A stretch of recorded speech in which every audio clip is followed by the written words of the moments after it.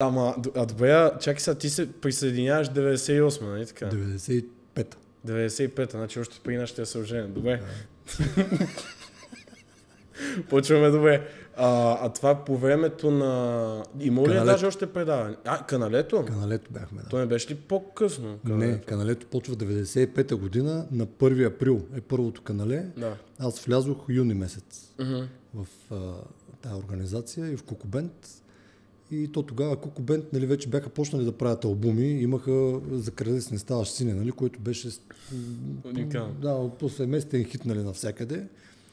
И всъщност аз се включих от Жълта книжка албума, който е с парчета Сватба, Раждане, там те всичките, нали, където са.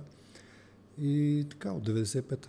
То За кралец не ставаш сине и до ден днешен си се... До ден днешен, да. Ние после го направихме, защото в оригинала го пее Тончо Токмакчиев. Да. За кралец не ставаш сине. И ние после, когато се разцепиха каналето, нали, там актьорите останаха в каналето, а ние с Слави направихме Хъшове. И всъщност тогава, за да не пееме песента на Тончо, нали, направихме почти същата песен, която се казва И да паднем и да бием. Той е на практика същата песен, като За кралец не ставаш. Тази дето е в футболния албум, нали? Точно така, в футболния албум, да. И да паднем и да бием, всъщност е За кралец не ставаш сине.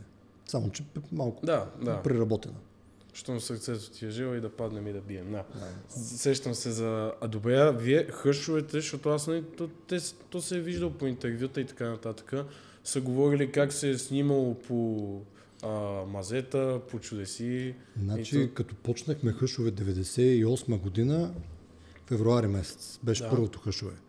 И то беше единственото, което се излучило в национален ефир там по канала 1 сегашния, тогава беше някакво друго, там БНТ или какво беше. И излучихме едно предаване, в което на власт, точно бяха след 97 година, ако се чувал за събитията, беше една голяма криза, прехода, Жан Виденовата зима, там всичките тези истории. Чувал съм, слушал съм, не гледал съм, съм, да го живееш това. Да, гледайте напред, сега е прекрасно. Това беше кошмарно тогава, много гадно. И тогава на власт дойдоха сегашните демократи за силна България, които са в момента някакви там, не знам с какво се занимават вече, че спрях да ги следа. И на власт беше дошъл Иван Костов като премиер. Да, чувал съм, че не ви е тачил много. Тъй като ние в първото предаване Хъшове излязохме и всичко беше цветя и рози, паднал Жан Виденов, дойдоха вече демокрация ще става голяма и ние изляхме в първото предаване Хъшове и казахме, че има тежка корупция и че тези демократи, които не управляват, са тежко корумпирани. Той имаше един министър, на който му казаха мистър 10%. И пак бяха голямо слънце, защото взимаха само по 10%. Сега, ако ти стигнат на тебе да ти оставят 10-20, ще е добре. Да, докато тогава беше така, 10% имаш такъв министър. И то стана страшна работа. Нас нарочиха за врагове на държавата, как може тук прекрасната демокрация са вихри, ние излизаме и казваме, че има корупция и с тези работи. Свалиха ни от националната телевизия и всъщност ние почнахме нелегална дейност и почнахме да се излъчваме откъдето сварим. Първо бяхме в театър Сълза и смях, оттам ни изгониха, после ходихме, вече не си спомням къде и най-накрая ни приютиха в тук на центъра на София има един хотел България, който в момента е такъв срещу Царския дворец, той в момента е затворен, такъв не функционира. Но тогава му правиха ремонт на този хотел и всъщност имаше едни подземия, където нищо нямаше в тях. В смисъл голи стени такива на цимент и на бетон. Нищо нямаше. И тухли, цимент и бетон. И мръсотия. И ние в тези мазета отивахме в сряда на обяд, разпъвахме ПТС, слагахме инструментите, бюрцето на Славчо, там всички завземахме едното мазе, снимахме Хъшове и прибирахме цялата техника и заминахме. И никой не знаеше къде сме. И това нещо се излъчваше доколкото се спомням, в сряда директно по някаква телевизия имаше 7 дни тогава. Записваше се на видеокасети, защото нямаше такива дигитални като сега неща. Видеокасети, мисля, че бяха 120 видеокасети, се тиражираха и това нещо се разпращаше по куриери или по някакви хора с коли до всички кабелни малки телевизии, такива локални, където са по малките градове. И всъщност в събота даваха от тези видеокасети записа на предаването Хъшове на практика в цяла България. Докъдето се докопа видеокасетата? Да, докъдето стигне и който се докопа за това нещо. И така 2 години. Беше много тежко. за нас. Защото идва примерно някой, който иска да стане рекламодател и да ти даде някой лев, нали, за да може да ти върви предаването. Това за да продължите. Всички телевизии се издържат от реклами.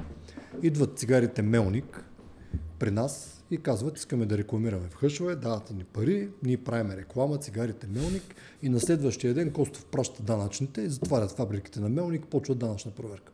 И цигарите викат, съжаляваме, ама няма да рекламираме при вас, защото бизнесът замина. Вие успяли ли сте въобще до някои рекламодатели се доколкате? Такива имаше 2-3, които се опитаха, нали, да рекламират, но нямаше. И ние най-накрая направихме един такъв рекламен клип, в който пишеше Хъшове, рекламодател българското правителство, защото ние съществувахме заради българското правителство. Нали. Това беше абсурдно просто. Нали. Беше много такова странно всичко. И така 2 години и накрая на втората година се появи BTV. Така. 2000-та година.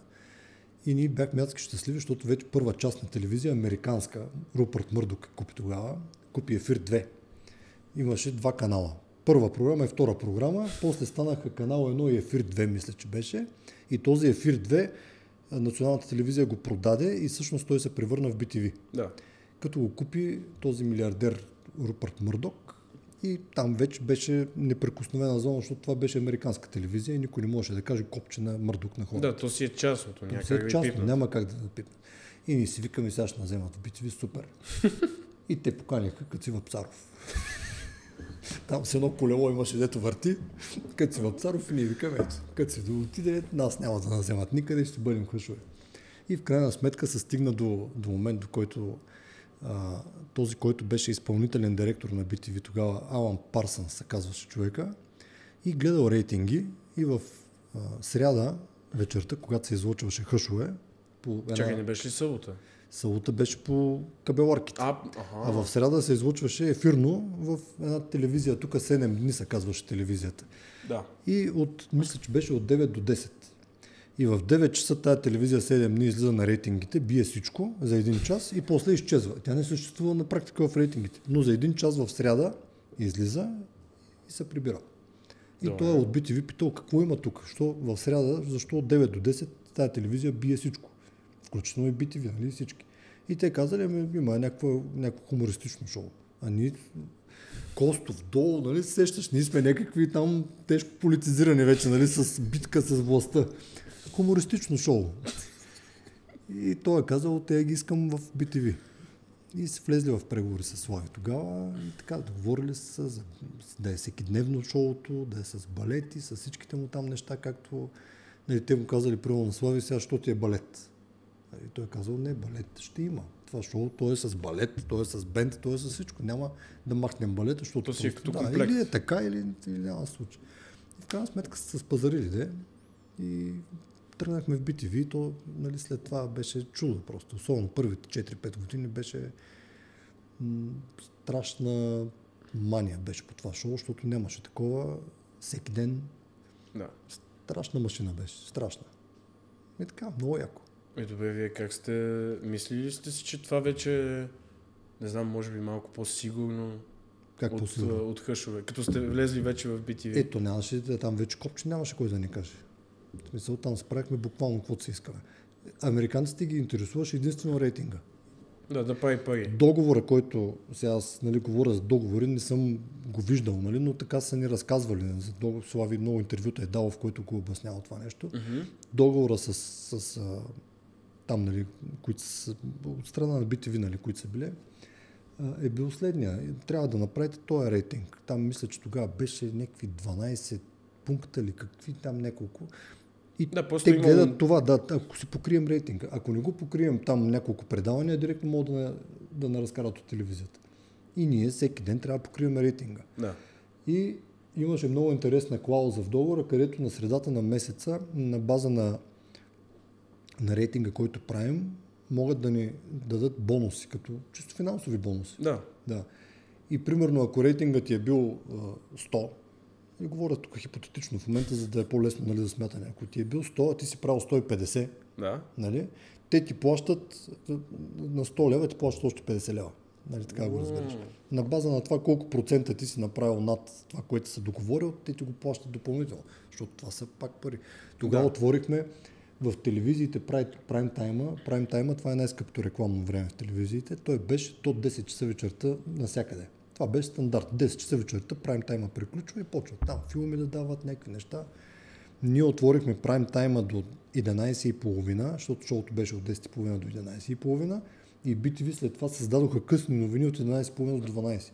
И фактически прайм тайма беше от 8 до 12. Представи, това са още 2 часа на тези тарифи, които са за прайм тайм. Да. Де факто почнаха печелят 2 пъти повече пари от прайм тайм. И ние бяхме като такава кокошка, нали, златната кокошка. Да, те хората си... И имаше много хубава структура шоуто имаше в началото, защото в началото, нали, беше ясно, излиза балет, водещия влиза тържествено, смешки някакви с него, после сядаш и имаше такъв монолог негов, където казваше някакви актуални новини, някакви смешки актуални, нали, най-различни теми, такива, 1-2 скетча, нали, с актьорите. После имаше гост, втората част, който гост беше много в началото много сериозно обгрижван. В смисъл, ние правихме специални номера с гостите. Идвали с холивудски актьори, които са разигравали цели скетчове, нали, там наживо в студиото. Томас Арана идва, поставя там с мизансцен, с всичко, правиха скетчове, правиха чудеси. Легла се внасяха, Слави се търкаля с някакви актриси там, холивудски по леглата. Въобще беше много атрактивно. И третата част, вече финалната, нали, след втори реклами, беше виц, финалния виц, нали, който беше легендарна рубрика. Това, нали, Слави къв виц ще разкаже и цяла България стои и гледа до 11:30 шоуто, къв виц ще казват днеска, нали, в шоуто. И беше много яко, после цял ден се коментираше къв бил вица, къв бил госта, нали, всичко това. И в един момент се спря с финалния виц. Аз не знам, що, нали, защото просто, нали, това са такива решения други. Спряха с финалния виц, гостите спряхме да ги правим чак толкова са разработени, нали, просто се разчиташе на опита на Слави. Сяда гост, Слави ще го направи интересен, няма проблем. После почнахме първата част, нали, да я правим по-разводнена, рубрики едни, въобще стана по друга схема и то почна лека по лека да падна, нали, като интерес, но в крайна сметка до края пак държеше доста високо, което е факт, защото след като се махнахме от BTV, това време те просто го изгубиха.